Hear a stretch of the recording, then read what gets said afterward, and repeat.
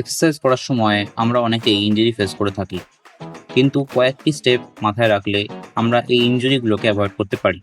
আজকের এই ভিডিওতে আমি আপনাদেরকে এমনই কয়েকটি স্টেপ শেয়ার করতে চলেছি যার দ্বারা আপনারা ইনজুরিকে অ্যাভয়েড করতে পারেন। এক্সারসাইজ করার সময় কোন জয়েন্ট, কোন মাসল এবং সেগুলি কোন দিকে, কোন অ্যালাইনমেন্টে কাজ করছে সেটা জানতে হবে। না জানলে ইনজুরি হতে পারে, তাই জন্য প্রফেশনাল গাইডেন্স নেওয়া খুব দরকারি। Point 2, avoid ego lifting.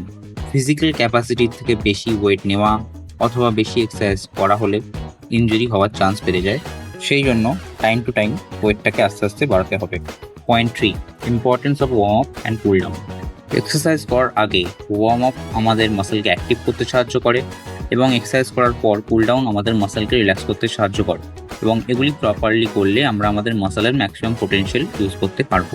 Point 4, importance of rest. Highly intensive exercise করার পর একটি মাসেল গ্রুপকে মিনিমাম 48 আওয়ার্সের রেস্ট দেওয়াটা উচিত তাকে ফুললি রিকভার করার জন্য।